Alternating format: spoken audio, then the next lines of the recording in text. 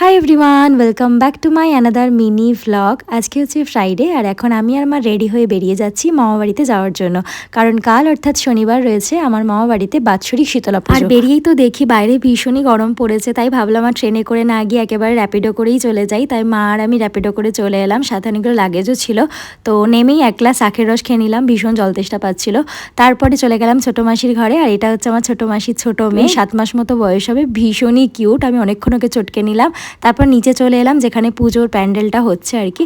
তারপর সবাই মিলে চলে গেলাম একই সাথে প্রায় 15 জন একটা গাড়িতে গঙ্গায় স্নান করার জন্য। আমাদের রেওয়াজ আছে যে পুজোর আগে গঙ্গা স্নান করতে হয়, তো সেটাই করতে চলে যাচ্ছি সবাই মিলে সারদা মায়ের ঘাটে। আর আমরা তো সবাই মিলে ভীষণই এনজয় করছিলাম গাড়িতে।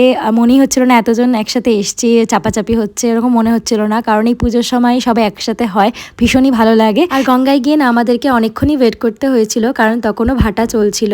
আর তারপরে জোয়ার আসি 5:30 পৌনে 6টা নাগাদ, তো আমরা তখন সবাই মিলে স্নান করে নিলাম। আর আমার তো ভীষণ ভালো লাগে গঙ্গা স্নান করতে, মনটা ভীষণই শুদ্ধ হয়ে যায়। তো তারপর গঙ্গা স্নান হয়ে যাওয়ার পরে আমরা সবাই মিলে আবার এনজয় করতে করতে চলে এলাম বাড়ি। আর ফ্রেশ হয়ে আবার বেরিয়ে পড়লাম, দশকর্মা ভাণ্ডারে গেলাম। ওখানে গিয়ে ওই কুলোর জিনিসগুলো নেওয়ার ছিল, তো সেগুলো সমস্ত কিছু নিয়ে চলে এলাম বাড়িতে। আর বাড়িতে এসেই তো পুচকিটার সাথে আবার খেলতে শুরু করলাম। অনেকক্ষণ খেলেছি ওর সাথে, ঘুম থেকে উঠেছিল তখন। তো এই করতে করতে অনেকটাই রাত হয়ে যায়, পরের দিন আমাদেরকে উপোস করতে হতো, তো তাড়াতাড়ি 12টার আগে খেয়ে নিলাম। So yeah that's it for today. আর পুজোর ব্লগটা খুব তাড়াতাড়ি আসছে। বাই।